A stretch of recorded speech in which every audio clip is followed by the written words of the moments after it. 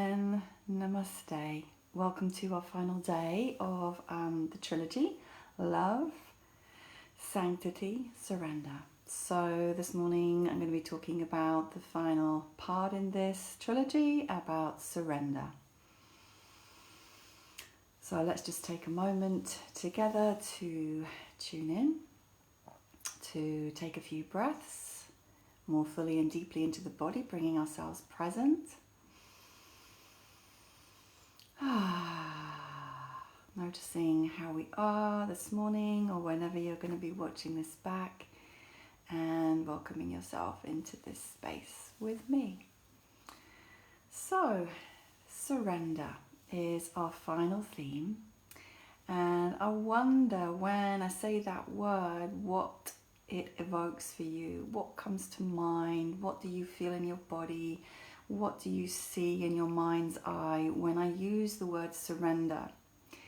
And does that word correlate for you with a sexual experience or a spiritual experience or not? Like, do the two go hand in hand in your own experience, or do they feel like, how does surrender go alongside sexuality or spirituality?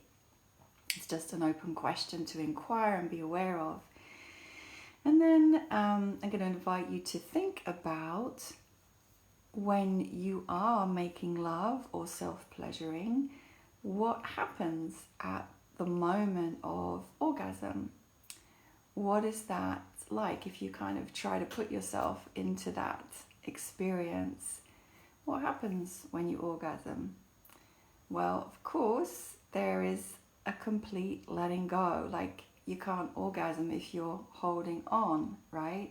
So in order to have that experience, there has to be a release. There has to be a letting go of control.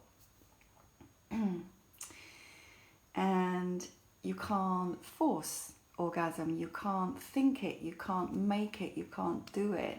It's out of your hands. It's out of your control. And in fact, the more you try to control it or make it happen or worry while it's not happening, then it's even less likely to happen. So you know that yourself already from your own experience, right? So that experience of orgasm is, in a way, it's a giving up. It's a giving up. That's why in French it's called le petit mort. It's called the little death.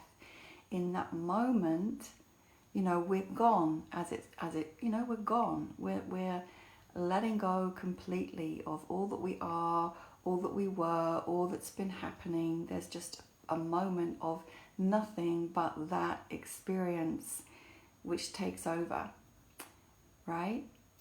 So the other thing I wanna make clear when I'm talking about surrender in this context, I want to be clear what I'm not talking about. And maybe when I used that word and asked you what you associate with it at the start, some of these things might have come up for you. So what I'm not talking about when I'm talking about surrender in the realm of sexuality and spirituality, I'm not talking about, I've got a list I've written down, so I'm going to look to make sure I don't miss something out. Doing something that someone tells you to do, particularly if you don't want to do it, right? Following the lead of a man that you don't trust or feel unsafe with in any way. Disregarding your own boundaries. Overriding your own needs. Remaining silent out of a fear of rejection. Tolerating or enduring anything at all that you don't want at all, anything.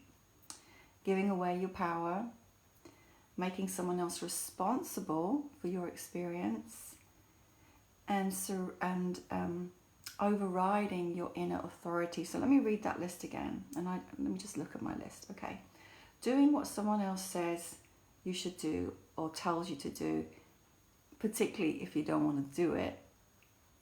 Following the lead of a man that you don't trust or feel safe with.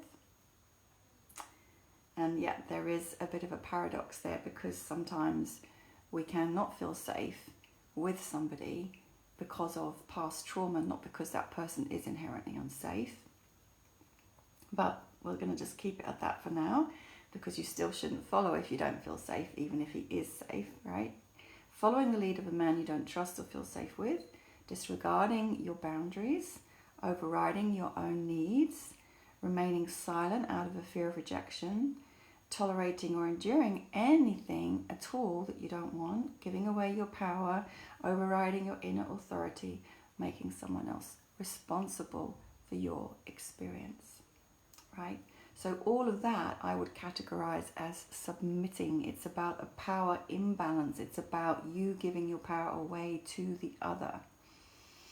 And of course, all of these situations are when we're with somebody else, but of course, you can be sexual with yourself or with God, the divine. You don't have to be sexual with somebody else. And that's another part that's really important in my teaching around sexual sovereignty at the moment, is that I feel that so many women are dependent upon the other for their pleasure, or giving the responsibility for their pleasure away to their partners, to their lovers, rather than owning their desire and owning their needs and owning what they want and being responsible for it. Anyway, this is about submission, which is a very different dynamic to surrender. And submission comes from the energy of victim. It comes from the energy of disempowerment, powerlessness. It comes from the energy of fear and insecurity. And I'm not saying this to have a go at anyone or to blame anyone or to make you feel shit about yourself. It's just to identify and highlight this distinction between when we're operating from a sovereign, empowered place and when we're not. And there are very good reasons for why we might not be, because unfortunately, sadly, you know, the culture and society is still very much a patriarchal framework, which there's a really brilliant book actually by Dr. Valerie Klein, which talks about, she actually coined the phrase patriarchal stress disorder, PSD, which she argues every single woman on the planet is experiencing most of the time without even realizing it, as a result of growing up in a society and culture that is so geared towards preferring or prioritizing or elevating masculine values and male needs. And so she argues that we all have subtle forms of trauma as a result of that. But of course, there are much more overt forms of trauma through any kind of abuse that we may have experienced. Okay, so when I talk about surrender, what I am talking about is being fully present. So 3 things: being fully present, being fully relaxed, and being fully open. So these are the 3 prerequisites that I would say define surrender: fully present, fully relaxed, fully open. A couple of examples to illustrate that and how that's worked for me. So these are just a couple of examples out of so many I could draw upon, but I love these 2 because they're powerful and they really illustrate this point. So one example, I had been at a whole weekend Tantra workshop experience as a participant, not as a teacher.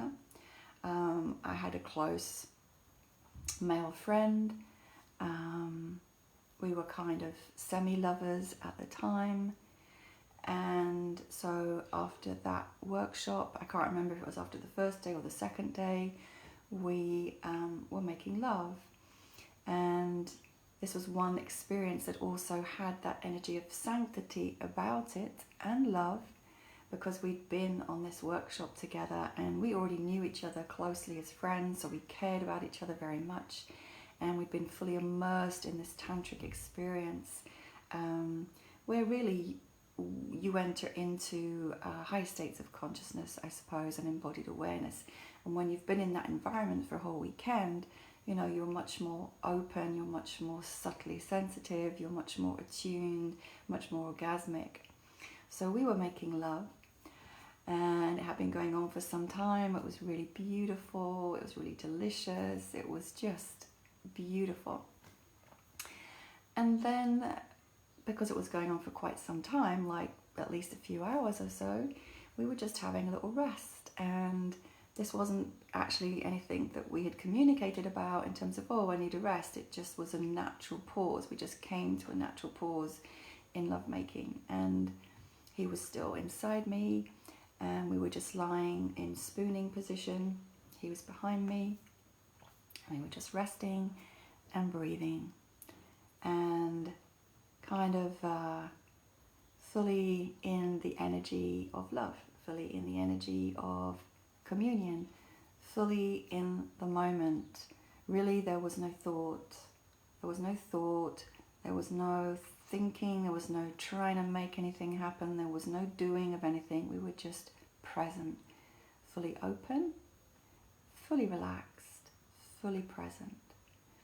And in that context, all of a sudden, out of nowhere, both of us were completely overtaken by these immense waves of ecstatic, orgasmic energy that rippled through both of us simultaneously.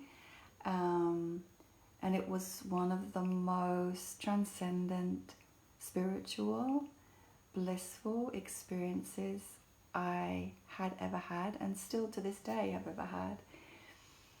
I'll never forget it. It blew us both away. It just came out of nowhere. And it came out of that state of fully open to the unknown. No expectations, no agenda, no techniques, no doing. Fully relaxed and fully present, my thinking, right? So that's one example. Another example, which is different but also illustrates this point in a different way. Again, I was at a Tantra workshop, and I think this was on the second day of a weekend workshop, having done many practices and processes which in that kind of environment are all about cultivating awareness in the body, stillness of the mind, and an activation of sexual energy. Doesn't mean you're doing sexual things at all. We weren't, but we were activating our Kundalini energy. And just becoming more and more present, more and more real, letting go all the layers that we put on in our everyday lives. More and more present, more and more real, more and more activated. And then we were doing this simple practice where we were standing in a circle, women on one side, men on the other side, and I can't remember now actually if we were shaking, Kundalini shaking, or doing some kind of movement of sexual energy through the body. I can't remember now, but it was a simple practice anyway of moving energy through the body, standing opposite. So I was standing opposite a man, and then the men would move, and another man would come, and then another man would come, and another man would come, right? So the men were moving and the women were stationary. So you'd be doing this practice with different men. And the night before this day, I had been up really late, into the early hours of the morning, making love, and had very little sleep. But in the energy of the space, I was fine. I didn't feel fatigue, I didn't feel tiredness, but there was, in some way, that contributed, I believe, to my experience, because there was a level to which, having been through a Tantra workshop the whole day before, having been up a lot of the night making love, and then being in that environment the next day, my mind was really gone. My mind was really gone, and I was just so totally present in that moment, in that practice, and there was nothing else. It was just breath, body, energy, breath, body, energy, eye contact, different masculine energies opposite, breath, body, energy, different masculine energy, and just completely open, relaxed, present, surrendered to whatever was going to happen. I didn't need to know what was going to happen. I wasn't worrying about what was going to happen. I was just following the guidance of the teacher, the practice, and then surrendering into it completely without any barriers, without any holding back. There was no holding on, there was no holding back. If my face was doing funny things, I let it. If there was tears coming down my face, I let them. If there was snot coming out of my nose, I didn't give a fuck. I just did the practice, right? And then, all of a sudden, my body began to shape itself. I wasn't making this happen. My teeth began to, my face began to go like this. I began to growl. And basically, what happened was the energy of the tantric goddess Kali began to move through my body. I didn't know that could happen. I didn't know that was possible. I'd never seen anyone do that before. It happened. I surrendered. I let it happen. It happened, and then it stopped. And I didn't really think too much more about it, to be honest with you, which sounds kind of funny, but I really didn't. I was just like, oh, that happened. After that experience, I didn't go chasing it again. I didn't try to analyze what had happened. It was just something that had happened in that container of sacred energy, exchange, of safety, of sanctity, of love, of openness, and of surrender. And so these two experiences, different but similar, are illustrations of what happens, the power of surrendering. And also this second one especially goes to show you that when I'm talking about sexuality, I know I keep saying it, but I feel like I have to keep saying it because there's so much misunderstanding, isn't just about sex. That experience, which was in the realm of a tantric workshop, which is about working with Kundalini Shakti, sexual energy, wasn't sexual. I wasn't naked. I wasn't having sex with anyone. I didn't fancy the person standing opposite me. It wasn't about any of that. It was simply about opening to the flow of the spiritual energy of Shakti within my body and letting her do her thing within me without any barriers. And that's what happened. So this is how, when we connect to and open and allow Shakti energy in, it also connects us to the spiritual transcendent realms. It also connects us to our inner wisdom, to the power of the divine feminine beyond the finite human self. So since that time, then Kali has been and become a part of my work, a part of my practice, a part of my life, but it wasn't something I went looking for or even knew existed, right? This is how we expand beyond the known when we enter into these practices. It's profound, it's cosmic, it's transcendent, and it's intimately connected with your sexuality and your body as a woman.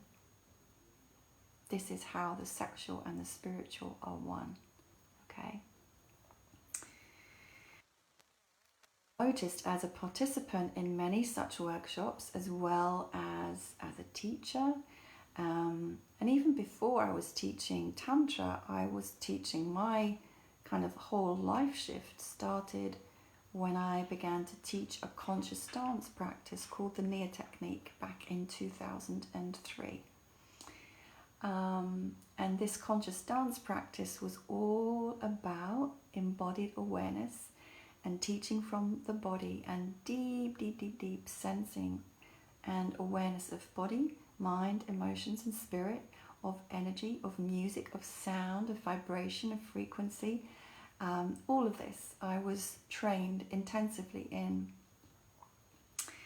And you know, it's a little bit hard, I guess, for myself to remember how I was 20 years ago when all of this began. But I do remember stepping into that space and feeling very self-conscious because this dance practice invited us to express ourselves fully. And I remember feeling shy and self-conscious. But of course, that's 20 years ago, and sometimes it's hard for me to remember that I was like that. Fast forward to when I was in that Tantra workshop and then all my other experiences as a teacher, and what I see is that most people find it difficult to surrender to the level that I was surrendering. This isn't me saying I'm better than anyone else. you know, this capacity for surrender was something that I had been cultivating in myself since 2001. 2000, well, since 2000, yeah, since 2000. So, you know, it's been something I've been cultivating as a teacher and as a practitioner for a long, long time. So I wasn't always that able to surrender immediately, but looking out in the workshop at the other participants, hearing the difficulties people were having, being a facilitator myself, just observing humans, because I'm a very keen observer of body language and human behavior, I see that most people find it very hard to let go fully and completely. And I can be saying, let go, and they think they are, but I can see they're still completely constrained and bound and held and self-conscious. And again, that's not a criticism, it's just an observation, because I see things very clearly. So surrender, I know it sounds like a simple thing, doesn't it? Sounds like just surrender. Of course, it's not that easy. What gets in the way of surrender for you? I'm going to name a few things, but just think about what it might be for you. Here are some things that I've noticed get in the way of surrender. Thinking. Emotions, for example, but I mean any kind of emotion. If it's like, if you're in a heightened emotional state, if you're angry, if you're resentful, if you're feeling grief, if you're feeling jealous, if you're feeling insecure, any kind of heightened emotion is going to get in the way of your surrender, or can do. It could actually be a gateway to surrender if we work with it in a tantric way. Self-consciousness, I've just mentioned that. Feeling unsafe. Similar but different, not trusting yourself, not trusting the person that you're with or the people that you're with, or not trusting the facilitator who's holding space. And again, I just want to say, it may be that you're in a very safe environment, but you don't feel safe because of past experiences. Body shame, sexual shame, and trauma. Trauma, psychological, emotional, physical, sexual trauma. So let me reiterate: thinking, heightened emotion, resentment, anger, fear, jealousy, insecurity, any heightened emotion, of course, can get in the way of surrender. Imagine being with a lover and you're angry at him for something, you're resentful towards him for something, and you haven't expressed that, you haven't communicated about it. Of course, you're not going to be able to surrender in making love in that case, right? Love, remember, number one, is the key. Thinking, self-consciousness, feeling unsafe, not trusting yourself, and that's really important, or the other. Body shame, sexual shame, trauma. I want to give you an example of the whole body shame thing. It was back in 2016 when I was in Australia. I interviewed a woman, beautiful woman. Her name's gone out of my head right now. She used to be a supermodel. She was still like young and incredibly beautiful, but she'd given up the modeling. What a beautiful woman. And I interviewed her for my Heart to Heart series. And by the way, if you don't know about it, have a look on my YouTube channel. I've got a stack of incredible interviews with amazing people. And a lot of them about Tantra. So she told me this story about how she was making love with her boyfriend, and she was staring up at the ceiling, and she realized that her body was numb. She wasn't feeling any pleasure. She wasn't really feeling connected to her boyfriend. And she was completely blown away, and she was like, fucking hell. You know what she was thinking about? She was thinking about, how did she look? She was gorgeous. She is gorgeous, absolutely beautiful, stunning, beautiful body. I mean, my God, you know. And there she was, unable to enjoy her sexual experience because she was worried about how her body looked. I think that's very common for women. we live, again, I feel like I keep saying the same thing, but it's true, in a society, in a culture that so accentuates the objectification of the female body, the self-objectification of the female body, the judgment of the female body, competition between women about their bodies, the misguided belief that your value as a woman and as a human being depends upon your conforming to an externally defined notion of physical beauty. All of this bullshit creates, you want to go read The Beauty Myth by Naomi Wolf, insecurity in women who go around believing that they're ugly, fat, not good enough, unworthy because of body shame. And, you know, I grew up with this myself. I've got an 18-year-old daughter, and I can tell you that from listening to her and listening to my son, it's still exactly the same. Nothing has changed. Body shame. And just the whole kind of social media culture at the moment also really emphasizes this idea of self-objectification, yeah? And this belief that how you look is the most important thing. I know from experience, from being a facilitator of women for 20 years, that the way you look on the outside has nothing to do with how much sexual pleasure you experience, how happy you are with your life, with yourself, how fulfilled you feel, how orgasmic you are, how empowered you are. It's got nothing to do with it, nothing whatsoever. In my book, Rapture, second chapter is called Everything You've Been Taught is a Lie. That's one of the biggest lies that women are taught, and it sets you up to feel permanently insecure and not good enough. What does that do? It shuts your sexuality down. It shuts your capacity for surrender and opening and orgasmicness down, right? It's bullshit. So, of that long list that I just went through, I would say that everybody is operating with at least one of those, but probably more than one simultaneously. I'm sure you could relate to what I was saying, and I'm sure it highlighted something for you. And sadly, even explicit sexual trauma, like I've also shared many times when I'm holding space, I would say typically a third of the women in my groups have experienced sexual abuse.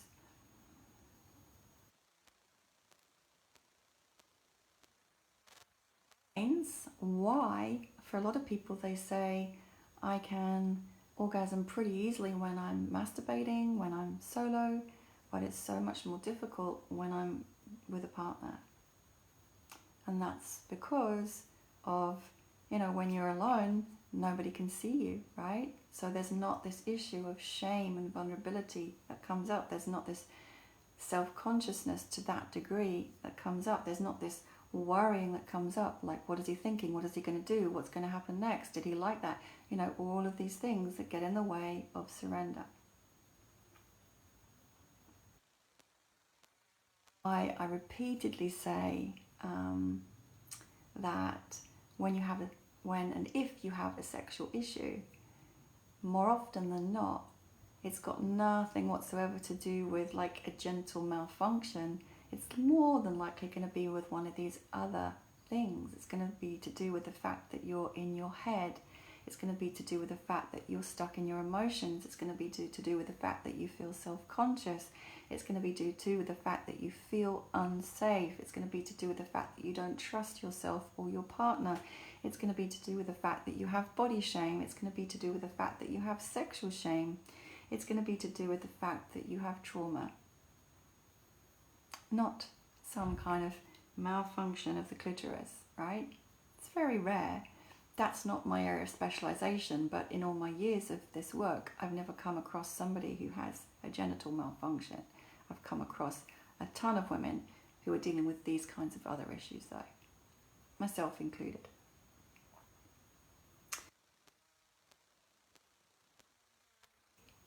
once we identify these kinds of other considerations, there's a lot that we can do to shift the situation, to heal the situation, to change our experience, to amplify our experience. Yes, there's absolutely a ton of stuff that we can lovingly bring to begin to shift our experience. But what I want to advocate against 100% is judging yourself. Again, very, very common for women to bully themselves, to judge themselves, to be harsh on themselves. Really, really, like, you might think you don't, but just watch your language, watch how you think and talk to and about yourself, to yourself and to others. Watch it. No judging, no thinking that you're broken or you're wrong. You're not broken. You're not wrong. Right? This is what it is. It's part of the makeup of being human and living in a world like this. It's part of the sum of your experiences, but you're not broken and you're not wrong.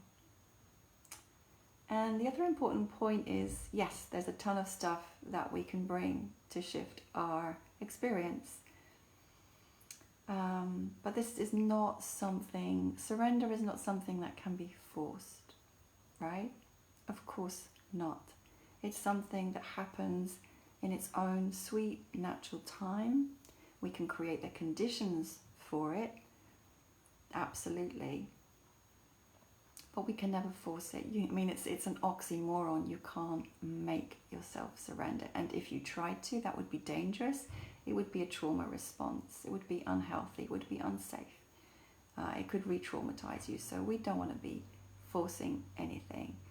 So much of the healing and the transformation in this realm of sacred sexuality is really about bringing love, compassion and presence to whatever you're experiencing, and those qualities in themselves create a relaxation, create an opening, create an opportunity for healing and rewiring a nervous system response, which can be to contract, to harden, to reject, to push away, to go into fear, right? So love, presence, compassion and patience are really key in healing that kind of response. So I'm going to name a couple of keys, which again to me seem very self-evident, but I hope this might be helpful for you if you're watching. So, I say this to every single client, and I say this a lot in my workshops, and I kind of see that it doesn't always go in, but I'll keep saying it because it feels so fundamental. The number one recommendation I would give, if you're not doing this already, is to meditate every day. Meditate every day. As you've heard, as I've seen, as I've experienced in myself and others, to be able to surrender, you have to be able to go into a state of no mind. Meditation cultivates the state of no mind. So make it a practice. And this is, again, anyone who comes to me and they say, like, how can I enhance my sexual experience? I'll say, do you meditate? If you don't, start now. Do it every day. Tantra is meditation. It is meditative lovemaking. It is being present in the now with whatever is happening. Being present in the now requires you to not be thinking. That's what Tantra is. So if you have the capacity to go into a state of no mind, you're already capable of experiencing tantric lovemaking. Again, sounds simple, it's not. The mind is very busy, the mind is very overstimulated, the mind is very active. It's where all your beliefs are, it's where all the agitation is. That is one of the biggest barriers to surrender and to pleasure. Meditate. There are 1,001 different ways to meditate. Yes, I teach meditation as part of what I do. I teach tantric meditation as part of what I do. So I can't advise like one particular way, but There are still ways, there are dynamic ways. Find the way that works for you, stick to it, change it, but make it a commitment. Make your mindfulness a commitment. It will change your sexual and spiritual experience. It's fundamental to it. Tantra is about the merger of pure consciousness, no mind states, with love and with energy. The feminine, masculine and feminine. The masculine, no mind. The feminine, love and energy, right? Union, that's Tantra, simply put. So meditate, cultivate no mind states, learn to regulate your nervous system. Most important recommendation is practices of embodied awareness. This has been my life path for the past 20 or more years. Embodied awareness, any practice where you are consciously in the body and consciously unifying body and mind, body, mind, emotions and spirit actually, but any practice that allows you to cultivate that is going to enhance your capacity to surrender and to be present and to be fully in the body. Because, and actually I just realized I forgot to mention this, surrender is not about dissociation. It is not about splitting off from your embodied experience. It's about being fully in your embodied experience, right down to the most subtle levels and layers. So dissociation is a trauma response. Splitting off from your body is a trauma response. What I'm talking about here is full embodiment. That is a requisite. So any practice of embodied awareness where you're staying here, feeling, sensing deeply and cultivating the capacity to feel and sense more and more deeply. But the thing with any of these practices is they also cultivate no mind states through the body, right? And that's what Tantra is. It's a no mind state through the body. Yoga, Tai Chi, Taekwondo, Qigong, ecstatic dance, 5 rhythms. There are so many. Body work as well can be really helpful. Embodied awareness, Feldenkrais, Alexander technique. These are also craniosacral, like any of these kinds of modalities of body-mind awareness and integration. Being yourself more and more authentically every day. When I think back to, as I said, myself 20 years ago or more, when I began to teach the Nia technique, well actually when I began to teach I'd already changed, but when I first took up the practice in 2000, I was self-conscious. I was therefore somewhat inauthentic, not because I was trying to be fake, but because I was shy and I was really concerned about what people would think about me. Through that practice, I learned to express myself more and more fully, more and more authentically, more and more untamed without being concerned of what others thought of me. These days, I don't give a flying fuck what anybody thinks of me, and I forget that I used to be different. Practice being yourself in safe environments. Practice letting go in safe environments through dance, through drama, through laughter, through saying no rather than yes, right? When you really mean it. Practice this and expand your capacity for self-expression, authentic self-expression. Go to circling, heart circling, authentic relating circles, that kind of thing. If you have trauma, if you have body shame, if you have sexual shame, seek out a therapist, seek out a professional who can help you begin to heal this aspect of your being.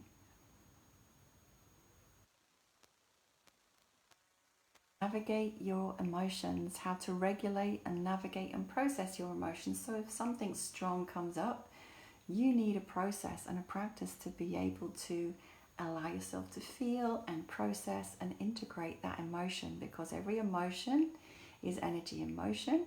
If you repress it, you're shutting your sexual energy down. You're shutting your sexual response down. Time just blah your emotions out onto others is not the way to go necessarily either. what you want to learn is to fully feel, fully allow, fully process, take the gift of that emotion and move it through. It's a practice, it's an art. Again, this is something that I hold space for and work with in my sessions. It's not all about sex, it's often about emotional processing through the body. Communication is my final point. So what do you need to communicate with your partner if you're in a relationship, or with yourself or with others, to bring more capacity for presence, openness and relaxation into your body-mind system?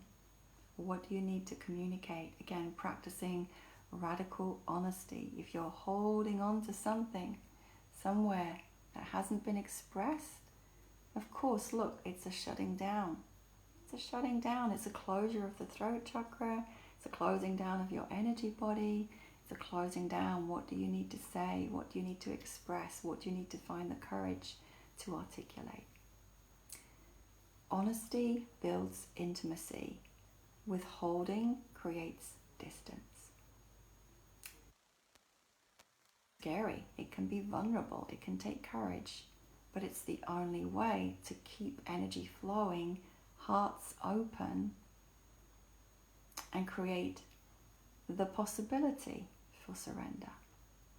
Right? Okay. Let's just see, has anybody got any questions?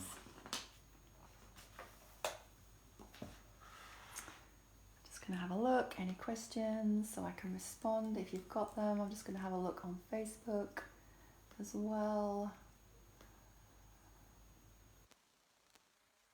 Show on my phone, but they show on Facebook. Okay. Any questions there? So let me just say that you're very welcome to post your reflections, your insights, your questions underneath this video for me to respond to. And then I'm just going to begin to signpost you to ways in which I can support you. If this video today about surrender, if my previous two about love and sanctity have touched upon things that you recognize in yourself and you would like further support from me to work with, to navigate, to integrate, then there are certain ways that I can help. So first one I'm going to name, and this is only going to be relevant in this time period that this is live. Next weekend, the 18th to the 19th of June 2022, here in London, I'm hosting the Sovereign Sexual Woman Retreat. There are still spaces and you're really, really welcome. It's going to be a potent deep dive into your sovereignty as a woman in this realm, addressing all of the things that I've been naming in these videos. So reach out if you want to know more about that. One of the most cost-effective ways for you to begin your journey and support yourself is to buy my book, Rapture, A Guide to Sexual and Spiritual Awakening for Women. It's not just a book to read, it's a transmission, and it has meditation practices, it has embodiment practices, it has journaling practices. So make sure if you do have the book or if you buy it that you actually do the practices and don't just read the chapters. You know, the more that you embody, the deeper the learning and the shifts are going to be. If you just read the words and don't do the practices, it's going to stay superficial. I do have a monthly Rapture study group, which meets every month on a Wednesday evening online on Zoom, where we go through these practices, where I support you, because I do know that most people, if I'm honest, I see, find it hard to do the practices without being guided or without having the motivation of being in a group. So welcome to that. The information for that is on my website. When you look up the Rapture book, and then it will tell you about the Rapture study group. I have online courses, which again are another really cost-effective way for you to cultivate embodied awareness and open your body-mind to greater degrees of energy flow and expansion and pleasure solo, right? Which is really important. So I'm going to name a couple of the courses on my website. These are all available on my website. So there's a 3-part journey you can take called Awakening Your Ecstatic Potential, level 1, 2 and 3. So it is sequential. That's a great way to begin to cultivate awareness in the body, meditative awareness, deeper sensory awareness, deeper energy flow, deeper opening of your energy channels, awakening your ecstatic potential. So that's one. The other one that I would also recommend is the Dancing the Goddess Immersion, which is available there as an online self-study journey, and then the Yoni Yoga journey, which is all about connecting with your sacred yoni, your womb, your vulva, and activating more awareness, sensation, and tone in her, which will connect you more deeply with your feminine and your sexual energy. There's also a couple of courses that go with the book Rapture. There is a short course called A Taste of Rapture, and then there is a deep dive intensive course. So there is Rapture the intensive, and there is A Taste of Rapture. One is quite short, it's about an 11-day practice, and the other one is an intensive. It's a really deep dive. So that's also available on my website. And then finally, of course, you can work with me one-to-one. I love working one-to-one with clients. These sessions are so profound, so powerful, so unique, and really supportive to my amazing clients. I love my clients. They're beautiful, they're incredible. So if you want to work with me on a one-to-one basis, then reach out. I offer a no-cost discovery call if you want to meet me, if you want to have a chat about it first and find out, or you can email me and just kind of say a little bit about what's going on for you, and then I can let you know how I might be able to support you through that and in that. So those are all the ways that I'm here to offer you support. And of course, if you're watching this on YouTube rather than on Facebook, then come and join my Living Shakti Awake Facebook group, where you're free to post, you're free to ask questions, you're free to offer reflections in there and ask for my help in the group as well. That's it, beautiful women. Thank you so much for being here, and thanking yourself for showing up for you. Hope this has been really fruitful and juicy for you, and I wish you many blessings. Lots of love.